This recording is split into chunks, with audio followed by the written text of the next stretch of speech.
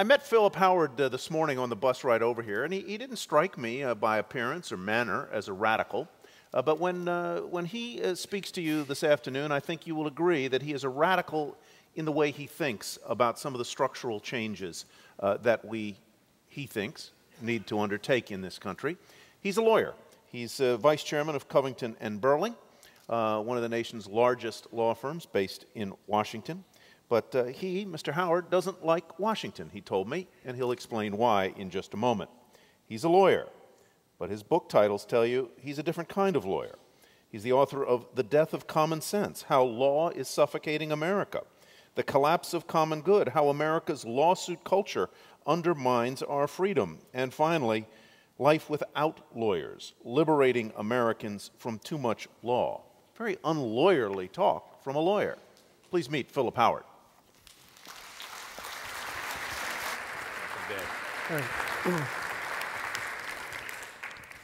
Thank you, Tyler.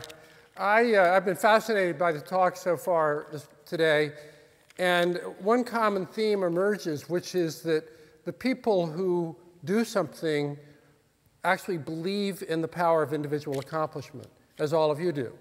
Nothing you ever did was accomplished because you followed the rule book or you made good grades in school. It happened because you made it happen. You saw a problem, you took risk, you used your instincts. Humans, only individuals make things happen. I believe deeply in the power of human accomplishment. I believe that we have organized our society to suppress it. I'm not against government, but I'm against a government that is ineffective and a government that suffocates in a variety of ways teachers and others in our society. So I write about the dysfunction of modern government. I'm just finishing a book which will come out about a year from now called The Rule of Nobody. And it's a book about authority and freedom and what happened to a government that can no longer function. Most people think we have a leadership problem. I think we do have lousy leaders who seem happy enough to kick the can down the road. But I believe we have a structural problem.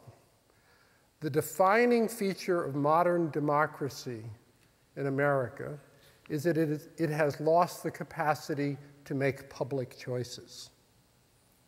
Nothing gets done in our society. This is a structural problem. It's not a leadership problem. It's not a campaign finance problem. It's true in schools as well as in other aspects of society. If you look really at every level, budgets. In 2010, 70% of total federal revenue was consumed in 3 entitlement programs that don't even come up for annual authorization. So the budget, all the revenue is spent by laws passed decades ago. And it's not just entitlement programs. When Andrew Cuomo became governor, New York State has a number of budgetary problems. He discovered there was a juvenile detention facility upstate that cost $50 million a year to operate, had no juveniles in it.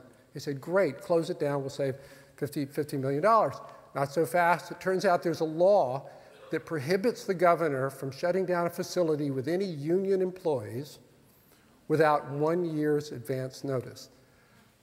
So $50 million was wasted on a facility useful to no one because of a law that some union got to be passed a few years before. I think that's $5,000 in taxes paid by 10,000 New York families to support a useless facility. Rebuilding the infrastructure. We've talked about how we need to go to China. Jim Rogers talked about going to Chinatown. I don't know what the opposite is. I think it's coma time. We're in coma time when it comes to rebuilding infrastructure. There's not even a plan to rebuild our aging electrical grid because it would take so long to get approval for it. I have a friend who runs the Port Authority of New York and New Jersey telling me a story. They need, there's a new generation of ships, the post-Panamax ships. To get into Newark Harbor, they needed to eliminate something called the Bayonne Bridge, a big historic bridge with a single arch, the gateway to Newark Harbor. They were going to rebuild a bridge. It was going to cost $4 or $5 billion, a huge disruption of rebuilding the bridge and stuff.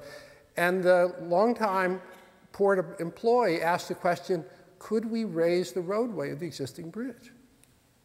common sense question. A couple of months later, consultants come back. They say, well, as a matter of fact, we can. We can raise the roadway in this big arch, raise it, keep the same foundations, keep the same right-of-way, change nothing. It will cost only $1 billion. $1 billion with almost no impact on the surrounding neighborhood other than the construction time. It was brilliant. That was 2009. It is now 2013. They still don't have approval to build the bridge because some people 10 miles away are objecting. There needs to be a full environmental review of the tertiary effects on the people who live in Newark of a harbor that might be more efficient. It has nothing to do with the bridge itself. This is a society that can't make a choice. Is it better for all those goods to go shipped into Baltimore, Savannah, and come up by truck? Is that better for the environment? I don't think so. But no one has the capacity to make a decision. So President Obama last summer issued an executive order naming the Bayonne Bridge project as one of 7 essential port infrastructure projects to fast track and to make it approved. The President of the United States, a month later, regional EPA sent a letter to the Port Authority saying, we're still not satisfied about the review. We want you to do a full review of the tertiary effects of having a more efficient port on the people of Newark. Who do they work for? This is a country that's lost the capacity to make public choices. And it's not just big ones. So last year, a tree fell in a creek, also in New Jersey, Franklin Township, New Jersey. It caused flooding. The town manager sent in a backhoe to pull out the truck, pull out the tree. Then the lawyer said, no, this is a Class C1 creek. And a Class C1 creek requires special approval. So 2 weeks and $25,000 of process later, they were finally, and flooding, they were finally able to pull out the creek. Schools, we just heard Amir talking about localizing schools. Absolutely. Schools are crushed by bureaucracy. You can have a whole section of a law library devoted to the law of schools. Due process, no child left behind, zero tolerance, special education, goes on and on. Teachers and principals view themselves as bureaucratic compliance machines. The best schools, study shows, are the ones that ignore the rules. You couldn't possibly do a good job as a teacher and focus on all the rules. And if you want to start a business, you cannot possibly comply with the law. Mayor Bloomberg found that it takes 11 approvals from 11 different agencies to start a restaurant in New York City. Who could possibly figure that out? Who could afford the lawyer to figure it out? So what's happened is that slowly, over the course of our lives, like sediment in the harbor, the law has built up to a point that we can't get anywhere. So what's the solution? I'm sorry. And the effect of that, just to be clear, is democracy is not run by who you elect. Democracy is run by dead people. It's by the dead people who wrote all those laws, made those deals in 1965, wrote all those regulations and such, who you can't even identify. But it's the law. And it's all piled up, and you don't hear anyone in Washington even talking about getting rid of it. It's nowhere on the national agenda. So you have this society where everyone's polarized because they don't have any power. Of course they yell and scream at each other. That's the only way they can pretend to have an effect. Because they can't, unlike when Howard Baker, who's on my board, and others in my not-for-profit, unlike when Howard Baker and Al Simpson and those guys were in charge, they could sit in back rooms and make deals. The law's piled up so much that it's inconceivable that you could change anything significant. It takes a majority of Congress to change one word of the law. Some special interests won't want it, so it never happens, and they've given up. So all they do is yell and scream at each other. So what's the solution? We can't get there from here. There is no reform that will get us from the system we're at to a functioning society. We have to put humans back in charge again. We have to have a radical recodification where we put human responsibility and human accountability on top of the pyramid, where law sets goals and has a framework to it that people can see and abide by, and courts are still there to make sure people don't abuse their authority, but where people actually have the authority to make choices. It's not that hard. There are lots of examples, both here and around the world. When a new airplane is certified, there's no procedure, no right to go to court. Officials at the FAA decide if it's airworthy. That's the legal standard.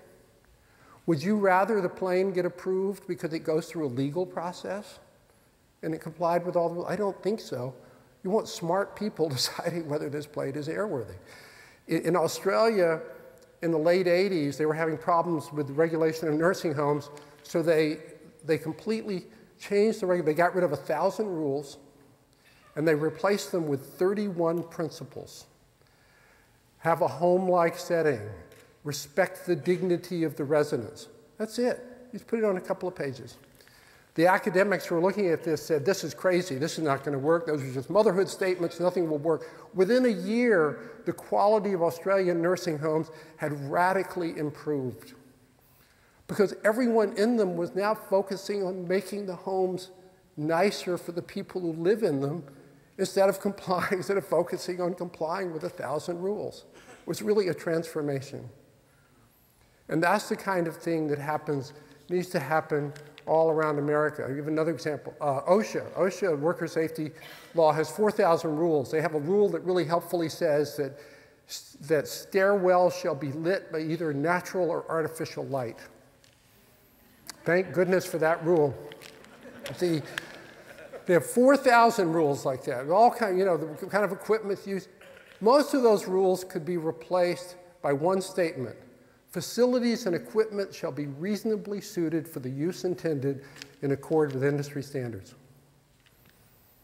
It's like one of those Australian rules.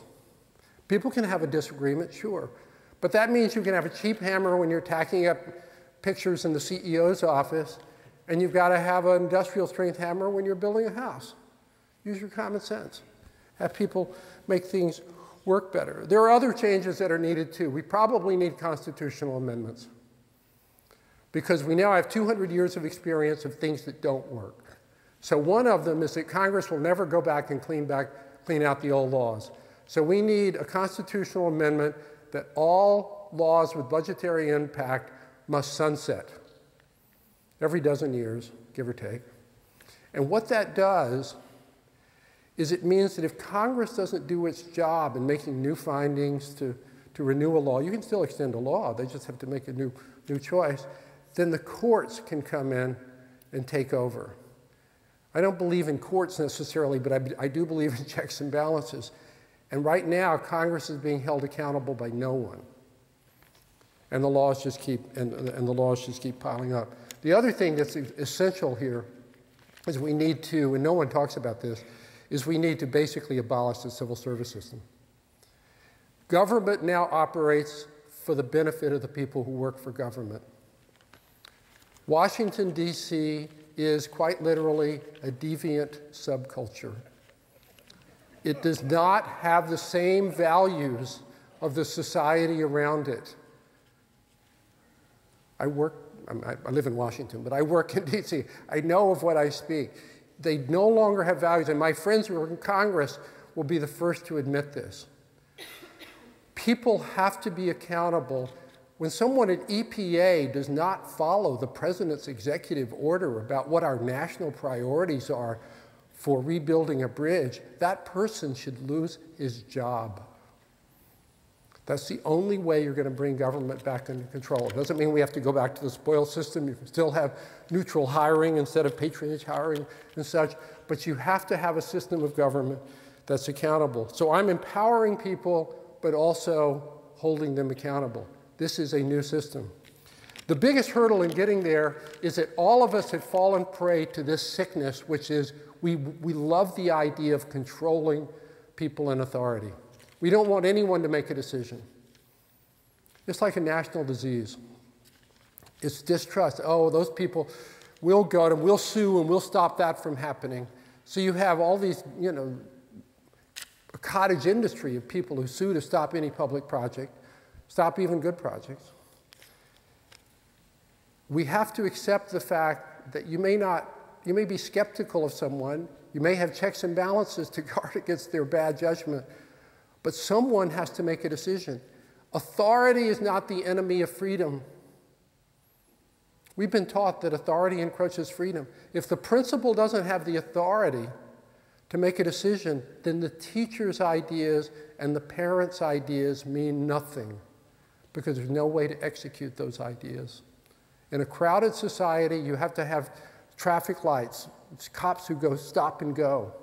That's true in government as well. Again, you can safeguard against reasonable decisions, but you can't have this automatic system. We're talking about systemic issues. The problem here is the system. Literally, nobody's in charge. So how do we get to this? How can we possibly make this happen? The answer is we can't. Nothing today is politically feasible. Nothing. They can't even raise the debt ceiling. So don't ask what's politically feasible when you know that nothing is. The place is paralyzed. But what the political scientists say is that that doesn't mean we're not going to get change. We are going to get change. We're going to get big change. But we're going to get it the way it's always happened in history, in big gulps. Like we got it in the 1960s, and we got it in the New Deal, and we got it in the Progressive Era, and we got it in the 1860s, and we got it with Jacksonian democracy. We're going to get it in big gulps. And so what I and the people I'm working with are doing are trying to create a new vision of how a democracy could actually function to re-empower both officials, and by re-empowering them, ourselves, to actually act on our common sense and get things done in our society. Because the time will come sooner rather than later when we're going to be confronted either because of a debt crisis or some other unanticipated event, where the pressures will mount, where Washington and the state capitals have to change. And so the question is, what's going to replace it? It's not deregulation. We need to protect the environment. We need most of the things government does, oversight of worker safety, nursing homes, you name it. We need those things. But how do we make them work effectively? And if I ask you who has a vision, let's say you would have a hard time finding somebody in America, any political leader certainly, who has a vision of how we can make these things work. How can we rebuild America's infrastructure? Not in China time, maybe in some in-between time, but not in coma time. So we're trying to build a movement. Lots of respectable people associated with it, Al Simpson, Bill Bradley, others on my board. If you're interested in joining, please let me know. But the reason to do it is not because we have a path to get there, because we do not. The reason to do it is because it's the right thing to do. Because America's in trouble. You all know it. Government is broken. It's completely apparent. No one can use their common sense. Teachers are crushed by it. Amir is absolute exhibit A. They're crushed by it. They succeed only by ignoring it. And we have to change it. Thank you.